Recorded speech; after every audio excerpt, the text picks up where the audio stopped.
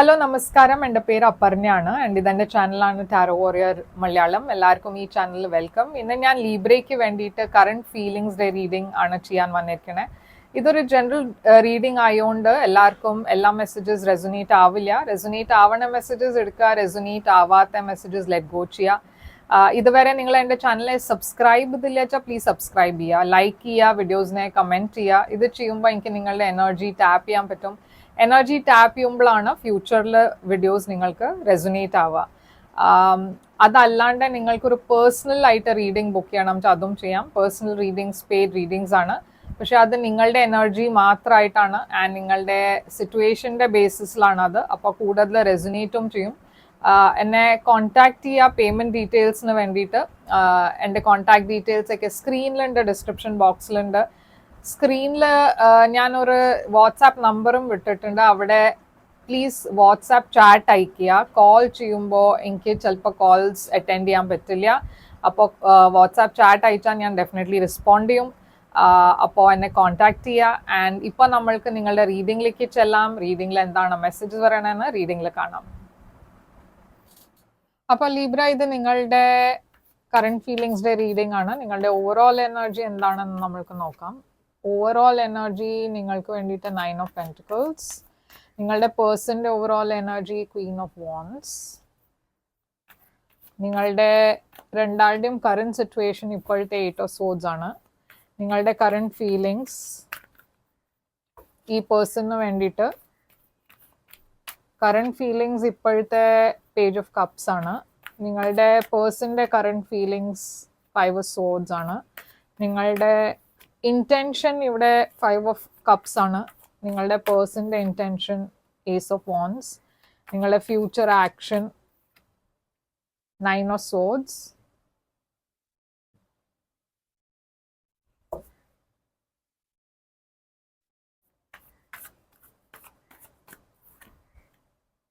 And 10 of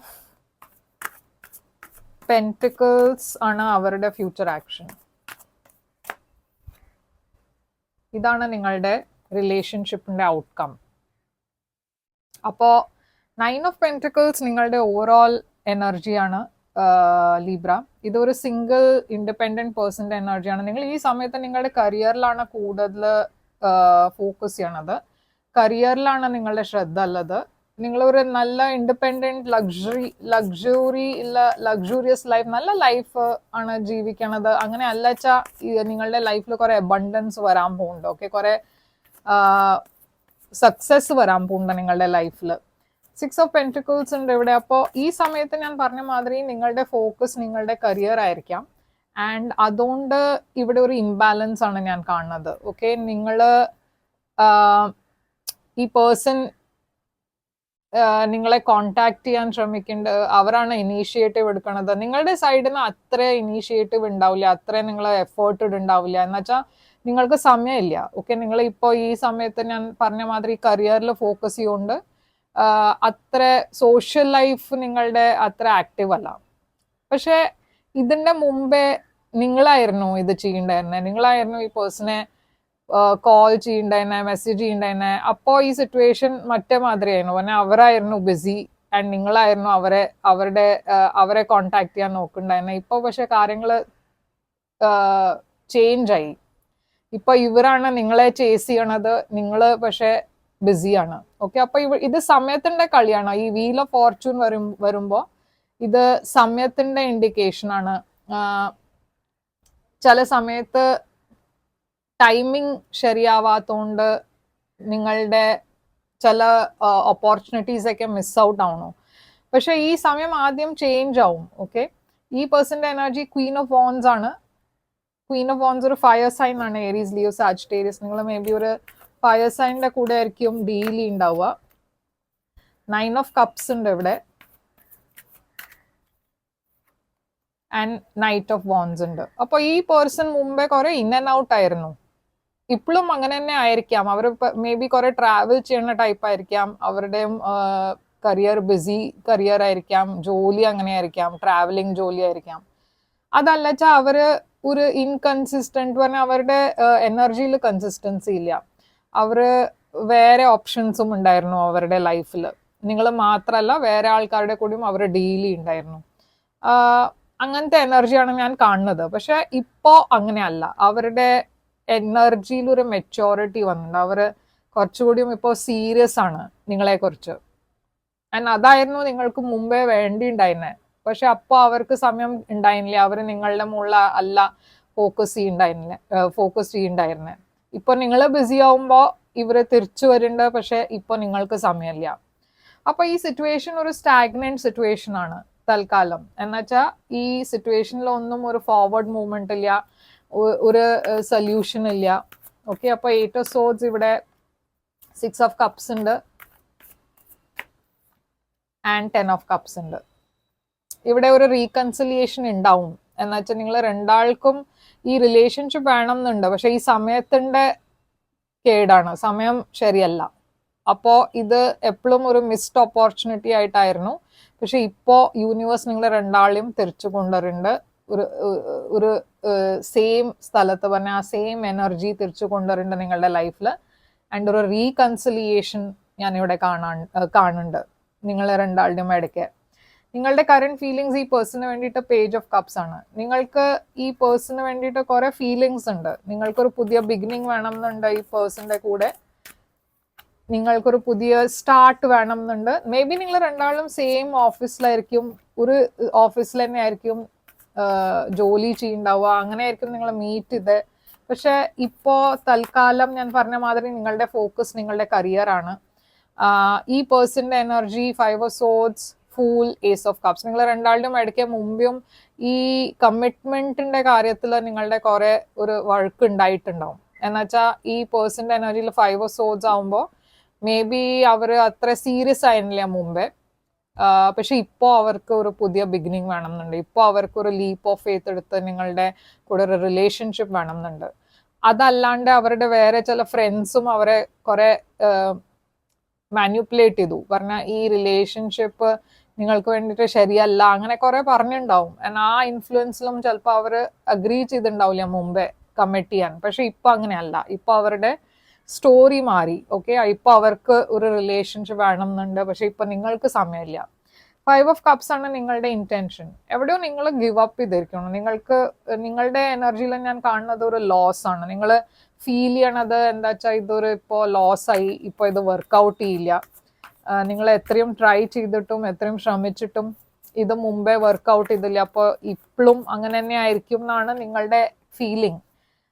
പക്ഷേ ഇവിടെ ഒരു സഡൻ ചേഞ്ച് ഉണ്ടാവാൻ പോകുന്നുണ്ട്. ഈ പേഴ്സൺ ആദ്യം നിങ്ങളെ കോണ്ടാക്ട് ചെയ്യാൻ പോകുന്നുണ്ട്. ഒരു സഡൻ ഇൻഫർമേഷൻ നിങ്ങൾക്ക് വരാൻ പോകുന്നുണ്ട്. ഈ പേഴ്സൺ നിങ്ങളെ കോണ്ടാക്ട് ചെയ്യും, കോൾ ചെയ്യും, ഇല്ലച്ച മെസ്സേജ് ചെയ്യും. ഈ പേഴ്സന്റെ ഇന്റൻഷൻ ഏസ് ഓഫ് വോൺസ് ആണ്. അവർ കുറെ ഇപ്രാവശ്യം സീരിയസ് ആണ്. അവർ ആക്ഷൻ എടുക്കും. അവർ റെഡിയാണ് ആക്ഷൻ എടുക്കാൻ, കമ്മിറ്റ് ചെയ്യാൻ.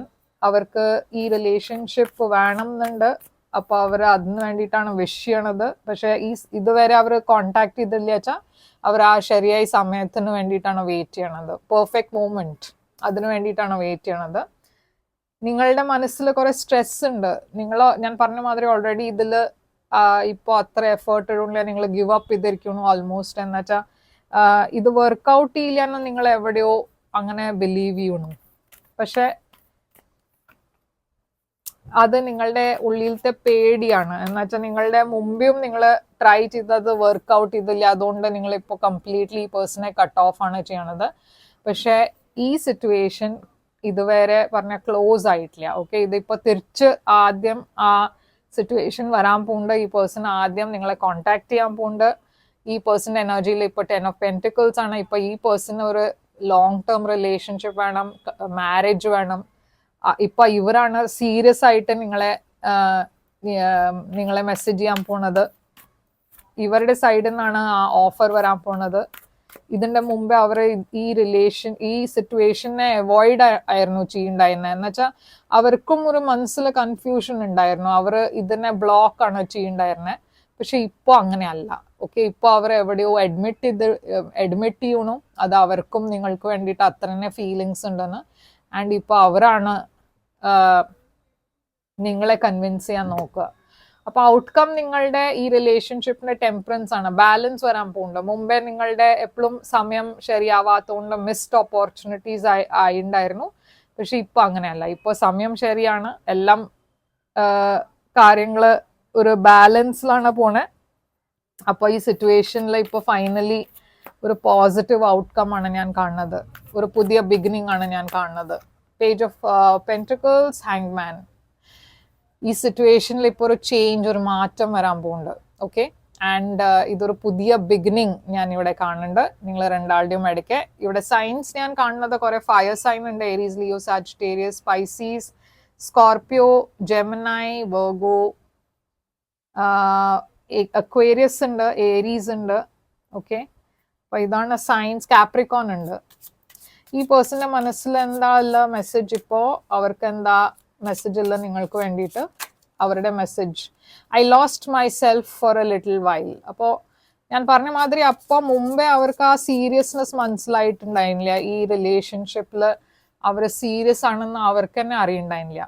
I knew exactly what I was doing. അപ്പോൾ ഞാൻ പറഞ്ഞ മാതിരി അവരുടെ വേറെ ഓപ്ഷൻസും ഉണ്ടായിരുന്നു, വേറെ ആൾക്കാരെ അവർ ഡേറ്റ് ചെയ്തു.